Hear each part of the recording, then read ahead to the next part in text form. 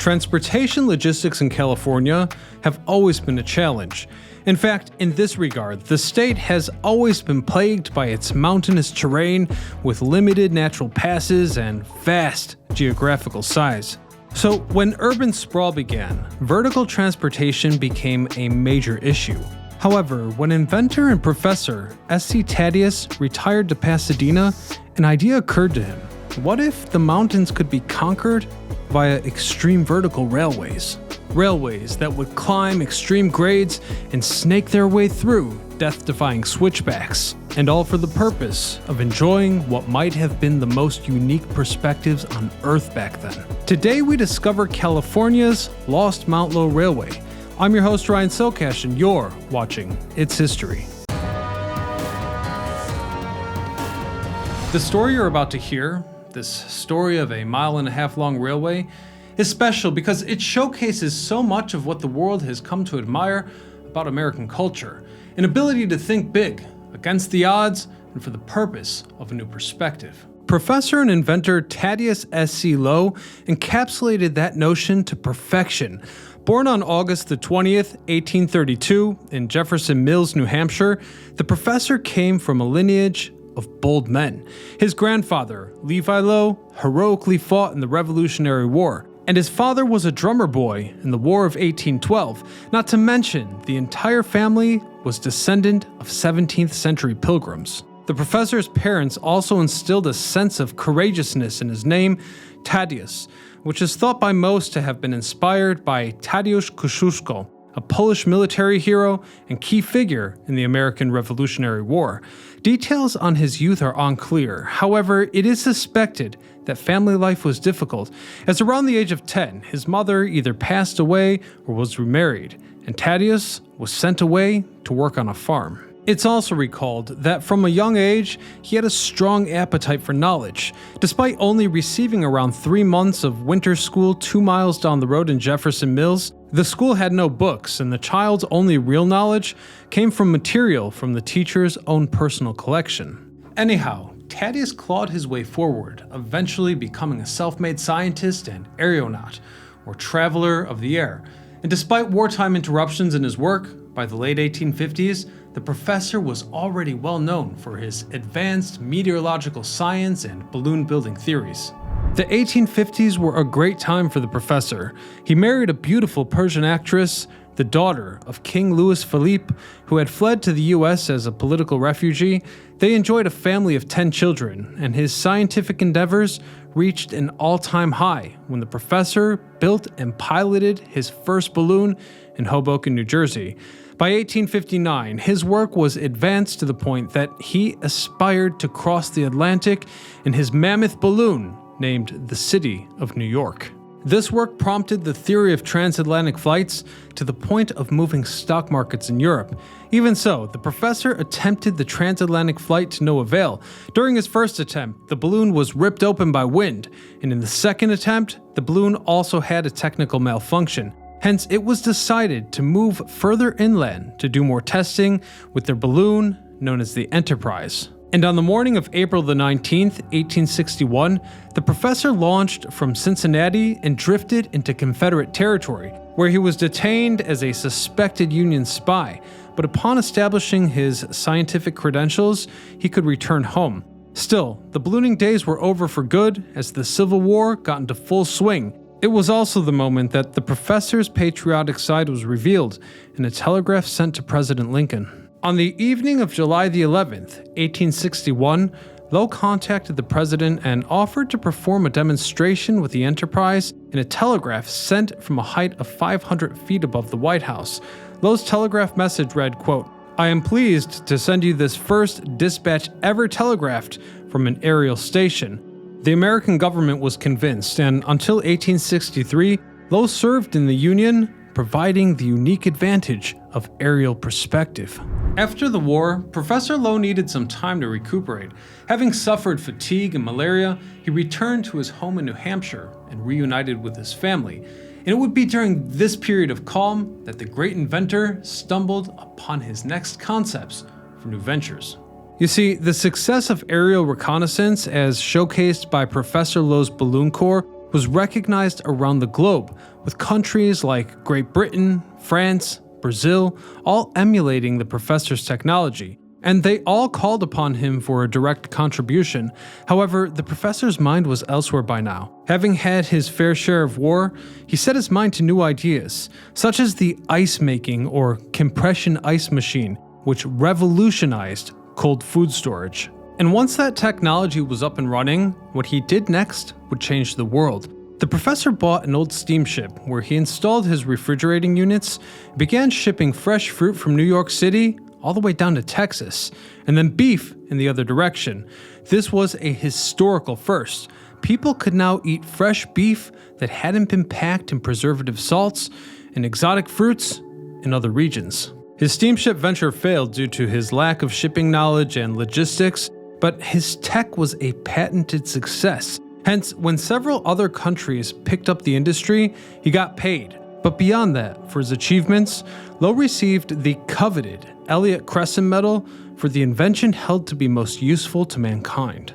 Aside from all the medals and headlines, Lowe also manufactured products that ran on hydrogen gas, and with his several patents, he amassed a fortune.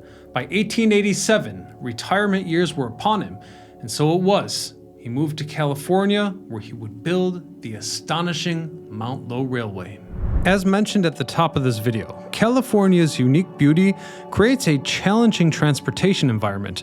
In a practical sense, during the 19th century, moving outside of LA would be limited to wagon roads which were often unpaved and rough, making travel difficult. Some mountain passes were widened and improved to accommodate wagons and stagecoaches, but they could also rapidly deteriorate during earthquakes and landslides. As settlements expanded, stagecoach routes were established to connect various towns and cities. And while those primitive vehicles could handle some mountainous terrain, the ruggedness of the landscape often resulted in slow, arduous journeys.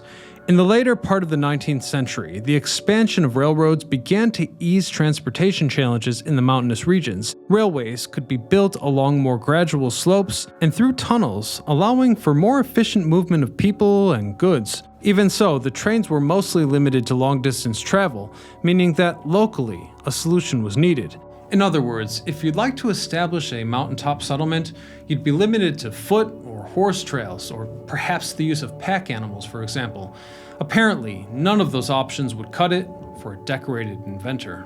As what would turn out to be Professor Lowe's final grand gesture, he would pose the solution to an issue that was plaguing California since the state's creation: the conquest of practical vertical transportation. Lowe felt that by creating a so-called railway to the sky, he'd not only showcase much-needed innovation and progress in the sector, but he'd provide a common citizen access to nature, a place for scientific research, and something to be remembered by.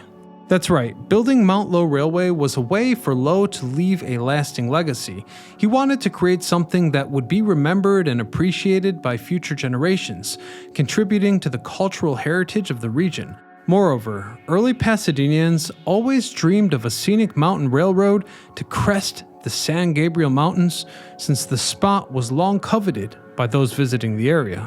Before the railway, a trail had been established to the peak of Mount Wilson, but it was arduous and in some cases required up to a day of travel there and back. To solve this issue, Professor Lowe incorporated the Pasadena and Mount Wilson Railroad Company in 1893, gained the right-of-way, and began blasting into Rubio Canyon by September of 1892. Apparently, as luck would have it, Angels National Forest was established just 3 months later, meaning that had the timing worked out differently, the railroad may have never existed. Once the path was clear, they started laying down tracks, which was a highly unusual process, considering the great incline of up to 62%. The San Francisco cable car frame engineered the Great Incline cable mechanism, climbing 2,200 feet with approximately 6,000 feet of cable spliced into a complete loop which raised and lowered the cars. At Echo Summit, an incline powerhouse was erected to house the winding motor and the gearworks which powered the 9-foot diameter grip wheel. The wheel consisted of 72 clampings, or finger mechanisms that bit down on the cable, creating a smooth, non-slip actuation of the winding cable. The cable was replaced every 2 or 3 years, and there was an emergency braking mechanism under each car that provided an emergency stop for vehicles within 15 feet should failure of the main cable occur.